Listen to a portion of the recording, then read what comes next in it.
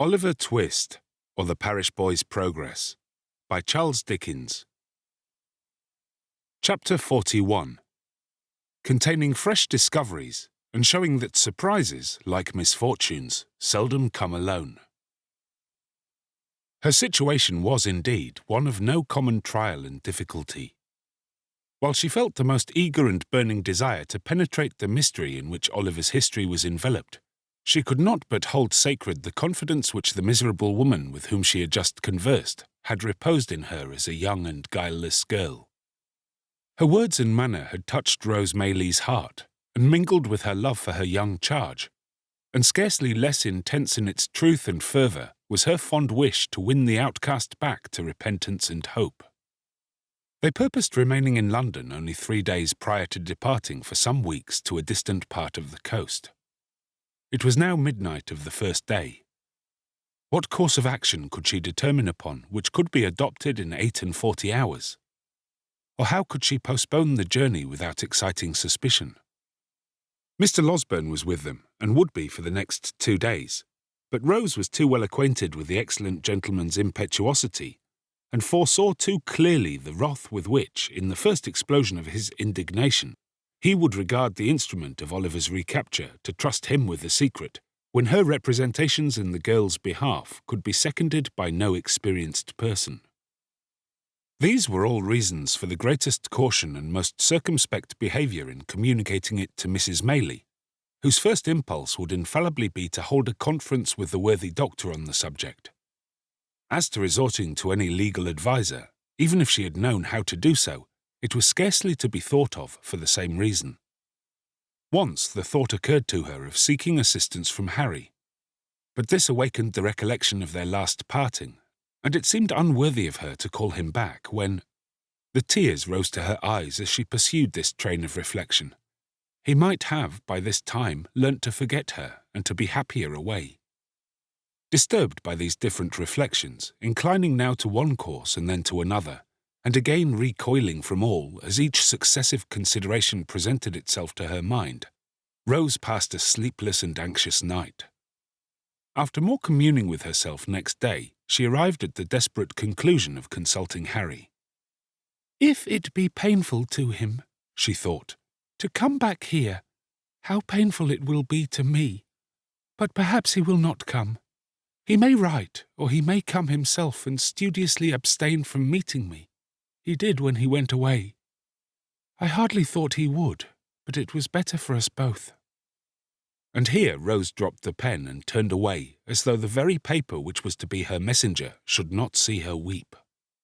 She had taken up the same pen and laid it down again 50 times, and had considered and reconsidered the first line of her letter without writing the first word, when Oliver, who had been walking in the streets with Mr. Giles for a bodyguard, entered the room in such breathless haste and violent agitation as seemed to betoken some new cause of alarm. "What makes you look so flurried?" asked Rose, advancing to meet him. "I hardly know how. I feel as if I should be choked," replied the boy. "Oh dear, to think that I should see him at last, and you should be able to know that I have told you the truth." "I never thought you had told us anything but the truth," said Rose, soothing him. "But what is this? Of whom do you speak?" "I have seen the gentleman," replied Oliver, scarcely able to articulate. "The gentleman who was so good to me. Mr. Brownlow, that we have so often talked about." "Where?" asked Rose. "Getting out of a coach," replied Oliver, shedding tears of delight. "And going into a house. I didn't speak to him. I couldn't speak to him, for he didn't see me, and I trembled so that I was not able to go up to him. But Giles asked for me whether he lived there, and they said he did. Look here," said Oliver, opening a scrap of paper. "Here it is. Here's where he lives. I'm going there directly. Oh, dear me, dear me. What shall I do when I come to see him and hear him speak again?"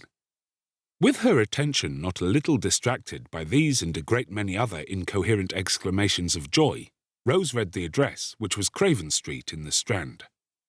She very soon determined upon turning the discovery to account. "Quick," she said, "tell them to fetch a hackney coach and be ready to go with me. I will take you there directly without a minute's loss of time. I will only tell my aunt that we are going out for an hour and be ready as soon as you are." Oliver needed no prompting to dispatch, and in a little more than 5 minutes they were on their way to Craven Street. When they arrived there, Rose left Oliver in the coach under pretence of preparing the old gentleman to receive him, and sending up her card by the servant, requested to see Mr. Brownlow on very pressing business. The servant soon returned to beg that she would walk upstairs, and following him into an upper room, Miss Maylie was presented to an elderly gentleman of benevolent appearance in a bottle-green coat, at no great distance from whom was seated another old gentleman in nankeen breeches and gaiters, who did not look particularly benevolent, and who was sitting with his hands clasped on the top of a thick stick and his chin propped thereupon. "Dear me," said the gentleman in the bottle-green coat, hastily rising with great politeness. "I beg your pardon, young lady. I imagined it was some importunate person who— I beg you will excuse me. Be seated, pray." "Mr. Brownlow, I believe, sir," said Rose, glancing from the other gentleman to the one who had spoken. "That is my name," said the old gentleman. "This is my friend, Mr. Grimwig. Grimwig, will you leave us for a few minutes?" "I believe," interposed Miss Maylie, "that at this period of our interview I need not give that gentleman the trouble of going away. If I am correctly informed, he is cognizant of the business on which I wish to speak to you." Mr. Brownlow inclined his head. Mr. Grimwig, who had made one very stiff bow and risen from his chair, made another very stiff bow and dropped into it again. "I shall surprise you very much, I have no doubt," said Rose, naturally embarrassed. "But you once showed great benevolence and goodness to a very dear young friend of mine, and I am sure you will take an interest in hearing of him again." "Indeed," said Mr. Brownlow. "Oliver Twist, you knew him as," replied Rose. The words no sooner escaped her lips than Mr. Grimwig, who had been affecting to dip into a large book that lay on the table, upset it with a great crash, and falling back in his chair, discharged from his features every expression but one of unmitigated wonder, and indulged in a prolonged and vacant stare.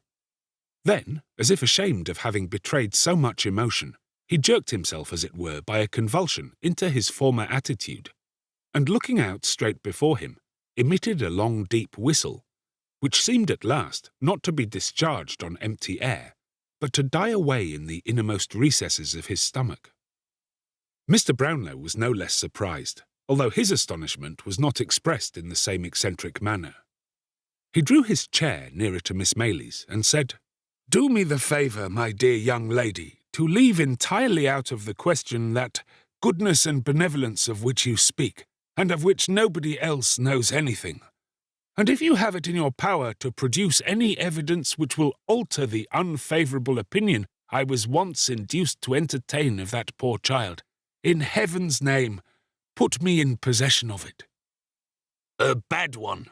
I'll eat my head if he is not a bad one," growled Mr. Grimwig, speaking by some ventriloquial power without moving a muscle of his face. "He is a child of a noble nature and a warm heart," said Rose, colouring. "And that power which has thought fit to try him beyond his years has planted in his breast affections and feelings which would do honour to many who have numbered his days 6 times over." "I'm only 61, said Mr. Grimwig with the same rigid face. "And as the devil's in it if this Oliver is not 12 years old at least, I don't see the application of that remark." "Do not heed my friend, Miss Maylie," said Mr. Brownlow. "He does not mean what he says." "Yes, he does," growled Mr. Grimwig. "No, he does not," said Mr. Brownlow, obviously rising in wrath as he spoke. "He'll eat his head if he doesn't," growled Mr. Grimwig. "He would deserve to have it knocked off if he does," said Mr. Brownlow. "And he'd uncommonly like to see any man offer to do it," responded Mr. Grimwig, knocking his stick upon the floor. Having gone thus far, the 2 old gentlemen severally took snuff, and afterwards shook hands according to their invariable custom. "Now, Miss Maylie," said Mr. Brownlow, "to return to the subject in which your humanity is so much interested. Will you let me know what intelligence you have of this poor child, allowing me to promise that I exhausted every means in my power of discovering him, and that since I have been absent from this country, my first impression that he had imposed upon me, and had been persuaded by his former associates to rob me, has been considerably shaken." Rose, who had had time to collect her thoughts, at once related in a few natural words all that had befallen Oliver since he left Mr. Brownlow's house, reserving Nancy's information for that gentleman's private ear, and concluding with the assurance that his only sorrow for some months past had been not being able to meet with his former benefactor and friend. "Thank God," said the old gentleman. "This is great happiness to me, great happiness. But you have not told me where he is now, Miss Maylie. You must pardon my finding fault with you, but why not have brought him?" "He is waiting in the coach by the door," replied Rose. "At this door?" cried the old gentleman, with which he hurried out of the room, down the stairs, up the coach steps, and into the coach without another word. When the room door closed behind him, Mr. Grimwig lifted up his head, and converting one of the hind legs of his chair into a pivot, described 3 distinct circles with the assistance of his stick and the table, sitting in it all the time. After performing this evolution, he rose and limped as fast as he could up and down the room at least a dozen times, and then, stopping suddenly before Rose, kissed her without the slightest preface. "Hush!" he said as the young lady rose in some alarm at this unusual proceeding. "Don't be afraid. I'm old enough to be your grandfather. You're a sweet girl. I like you. Here they are." In fact, as he threw himself at one dexterous dive into his former seat, Mr. Brownlow returned, accompanied by Oliver, whom Mr. Grimwig received very graciously. And if the gratification of that moment had been the only reward for all her anxiety and care in Oliver's behalf, Rose Maylie would have been well repaid. "There is somebody else who should not be forgotten by the by," said Mr. Brownlow, ringing the bell. "Send Mrs. Bedwin here, if you please." The old housekeeper answered the summons with all dispatch, and dropping a curtsy at the door, waited for orders. "Why, you get blinder every day, Bedwin," said Mr. Brownlow rather testily. "Well, that I do, sir," replied the old lady. "People's eyes at my time of life don't improve with age, sir." "I could have told you that," rejoined Mr. Brownlow. "But put on your glasses and see if you can't find out what you were wanted for, will you?" The old lady began to rummage in her pocket for her spectacles. But Oliver's patience was not proof against this new trial, and yielding to his first impulse, he sprang into her arms. "God be good to me!" cried the old lady, embracing him. "It is my innocent boy!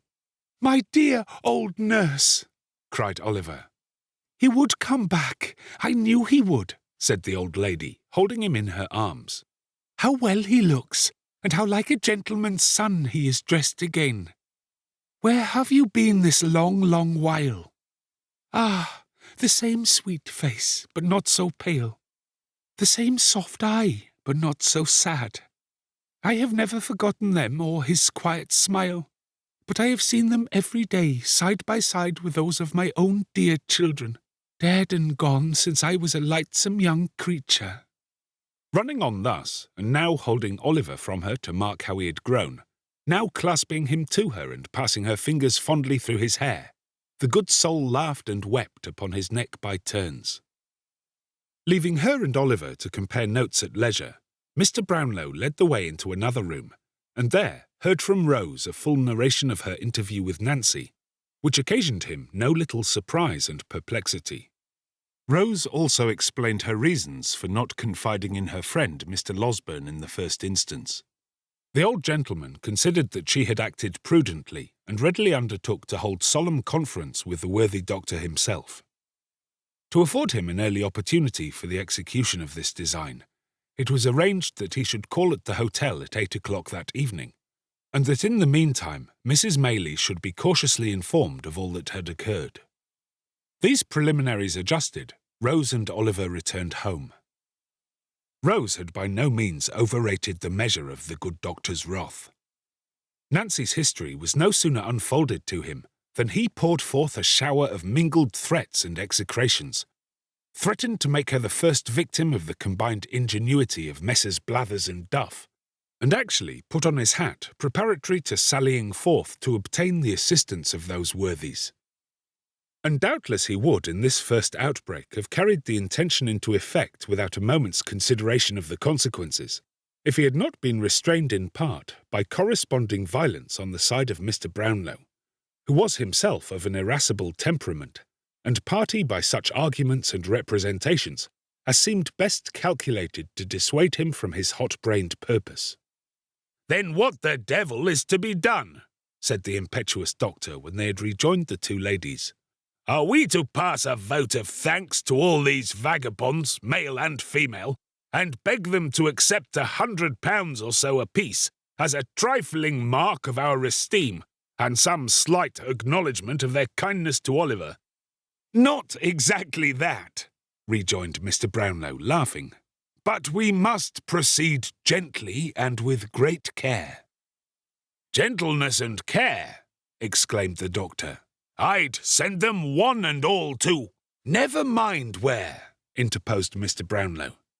"But reflect whether sending them anywhere is likely to attain the object we have in view." "What object?" asked the doctor. "Simply the discovery of Oliver's parentage, and regaining for him the inheritance of which, if this story be true, he has been fraudulently deprived." "Ah," said Mr. Losberne, cooling himself with his pocket-handkerchief. "I almost forgot that." "You see," pursued Mr. Brownlow, "placing this poor girl entirely out of the question, and supposing it were possible to bring these scoundrels to justice without compromising her safety, what good should we bring about?" "Hanging a few of them at least, in all probability," suggested the doctor, "and transporting the rest." "Very good," replied Mr. Brownlow, smiling. "But no doubt they will bring that about for themselves in the fullness of time.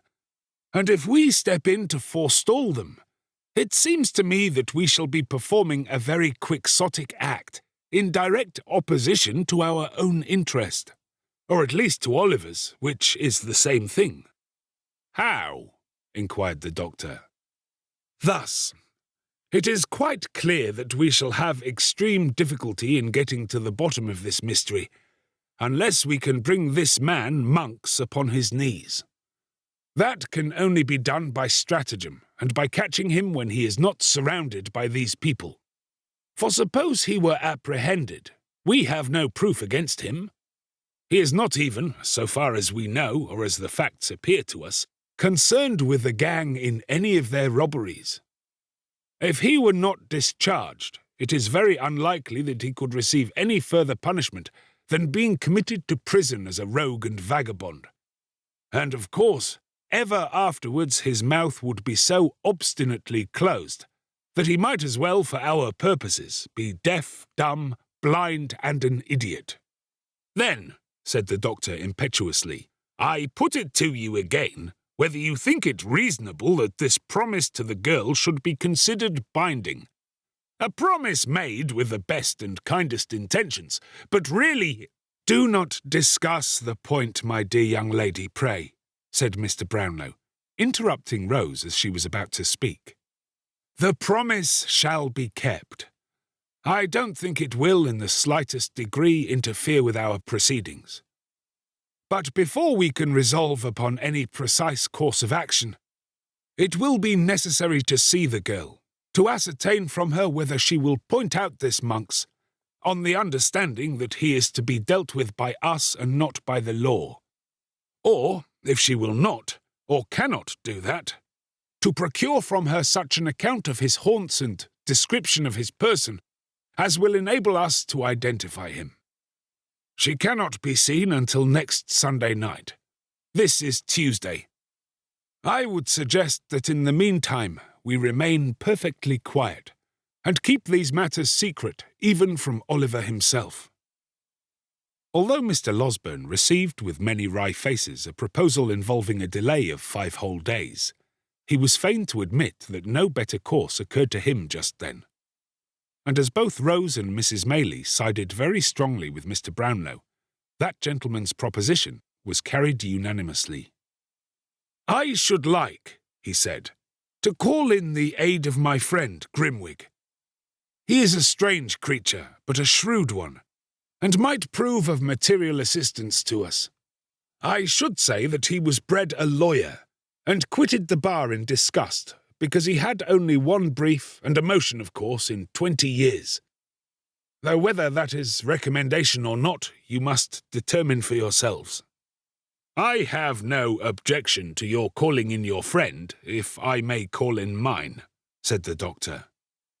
"We must put it to the vote," replied Mr. Brownlow. "Who may he be?" "That lady's son, and this young lady's very old friend," said the doctor, motioning towards Mrs. Maylie and concluding with an expressive glance at her niece. Rose blushed deeply, but she did not make any audible objection to this motion. Possibly she felt in a hopeless minority, and Harry Maylie and Mr. Grimwig were accordingly added to the committee. "We stay in town, of course," said Mrs. Maylie, "while there remains the slightest prospect of prosecuting this inquiry with a chance of success. I will spare neither trouble nor expense in behalf of the object in which we are all so deeply interested, and I am content to remain here, if it be for 12 months, so long as you assure me that any hope remains." "Good," rejoined Mr. Brownlow. "And as I see on the faces about me a disposition to inquire how it happened that I was not in the way to corroborate Oliver's tale, and had so suddenly left the kingdom, let me stipulate that I shall be asked no questions until such time as I may deem it expedient to forestall them by telling my own story.